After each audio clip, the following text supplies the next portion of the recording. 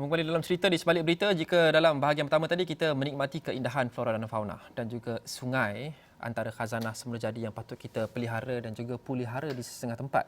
Bahagian kedua ini kita mungkin akan bercakap berkenaan dengan topik yang sama tetapi sedikit nadanya berbeza kerana kita akan berbincang berkenaan dengan khazanah semula jadi yang sudah pun dinodai. Sungai di Lembah Kelang baru-baru ini dicemarkan sekali lagi dan jutaan penduduk di Lembah Kelang, hampir di kesemua tempat, hampir di kesemua mukim ataupun daerah ataupun zon merasai kesannya. Ini adalah berita yang mencuri perhatian dalam buletin-buletin kami dan juga di berita di seluruh Malaysia sejak beberapa hari lepas. Wartawan Fauzi Suhaimi ada mengikuti rapat. Okay.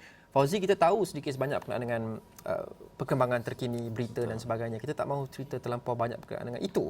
Tetapi kita mahu singkapkan kisah di sebalik berita ini. Kalau kita boleh kongsikan gambar-gambar yang kita ada, kita perlu lihat bukan sahaja tajuk berita tetapi kesusahan yang dibawa kepada rakyat susulan daripada insiden ini.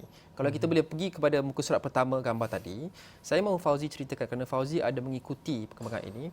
Okey, ini antara kesannya, Fauzi ya. Ya, betul. Ramai orang terpaksa berkumpul, mengambil bekalan air.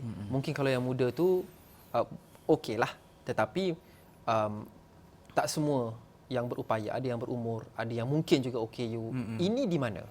Ini berdasarkan tinjauan secara maya yang saya lakukan kira-kira pukul 1 tengah hari tadi, 1 petang tadi mendapati keadaan di sekitar kawasan tumpuan, antaranya adalah di kawasan lereng-lereng bukit yang ada mata air, yang ada air bukit, yang orang panggil air bukit. Ni gambar ni adalah di Jalan Persiaran Matahari di mana di Puncak Alam.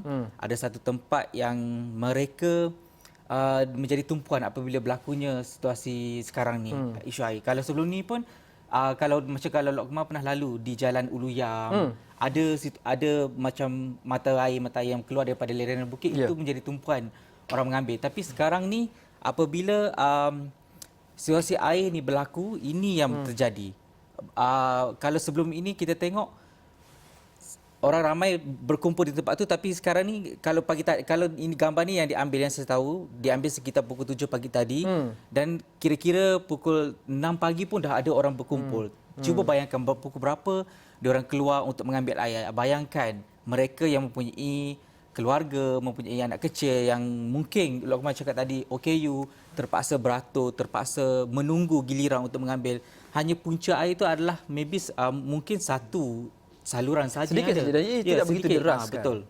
Jadi orang ramai menggunakan budi bicara untuk mengambil banyak mana air itu dan menunggu dalam pada barisan perhatian saya di media sosial mungkin begitulah, sebab kalau seseorang nak ambil banyak, mungkin orang lain yang turut terkesan akan mengambil masa yang lama. So mungkin diorang hanya tetapkan 2 tong atau 3 tong seorang untuk mengambil setiap giliran yang air, punca air yang ada untuk buat bekalan. Mungkin memasak, yang untuk keperluan harian penting lah. Semuanya demi mendapatkan bekalan air yang bersih di mata air ini. Kita juga ada visual yang kita boleh kongsikan. Sementara kita memainkan visual tersebut, kita lihat gambar-gambar ini. Air Selangor ada memberikan kenyataan kemaskinan dari semasa ke semasa dan itu menjadi tumpuan utama khasnya penduduk-penduduk dan penonton kita di Lembah Kelang untuk menanti setiap jam, setiap 2-3 jam apa peratusan pemulihan yang sudah pun dicapai. Jadi ini yang visual yang kita rakamkan beberapa hari lepas. Bukan puncanya adalah pencemaran di sungai oleh sebuah kilang di Rawang. Ya, di Rawang.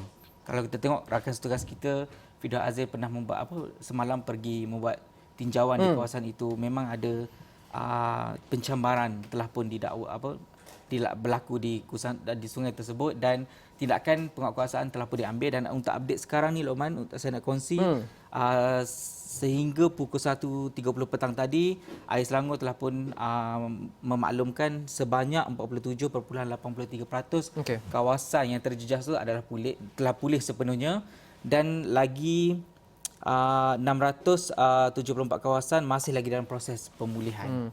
Dan kalau ikut wilayahnya, kawasan yang paling tinggi telah pun pulih adalah masih kekal Hulu Selangor di mana 94.1% dan diikuti Kuala Selangor 93.5%. Dan kalau semalam kita tengok wilayah yang paling turut terjejas iaitu Kuala Lumpur dengan Kuala Langat di mana masing-masing 0% dan hari ini dah mencapai agak baik, iaitu di mana Kuala Lumpur dah 41.3% dan Kuala Langat 50% dah hampir pulih. Ada sebarang jangkaan bila peratusan yang akan mencapai 100% atau belum lagi?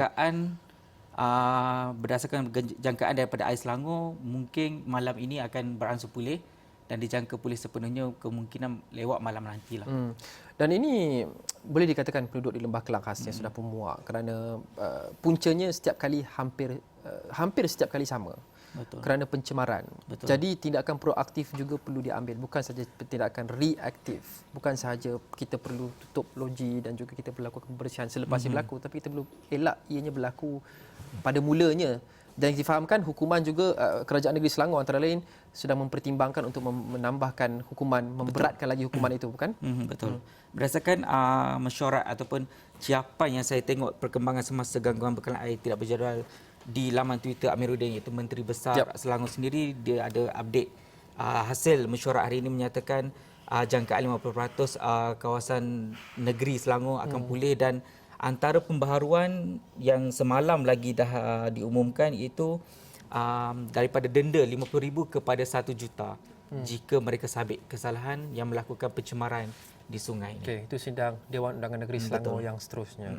Okey, baik, terima kasih Fauzi Suhaimi. Kita harapkan insiden ini akan beransur pulih secepat mungkin kerana air adalah bahan, elemen yang paling diperlukan oleh manusia, bukan sahaja untuk hidup tapi untuk melakukan pelbagai tugas yang lain. Dalam bahagian pertama tadi kita bincang berkenaan dengan menikmati keindahan flora dan fauna, termasuk sungai.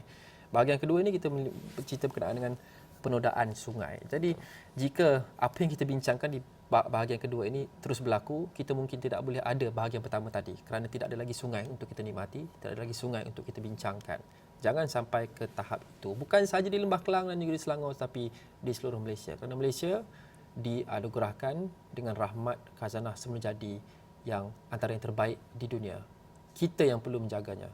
Kita adalah khalifah di bumi yang perlu menjaga khazanah yang telah kita berikan oleh Ilahi. Okey, Fauzi, terima kasih.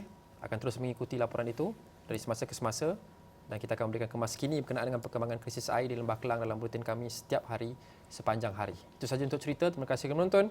Saya Luqman Haris. Assalamualaikum dan salam hormat. Kita jumpa lagi.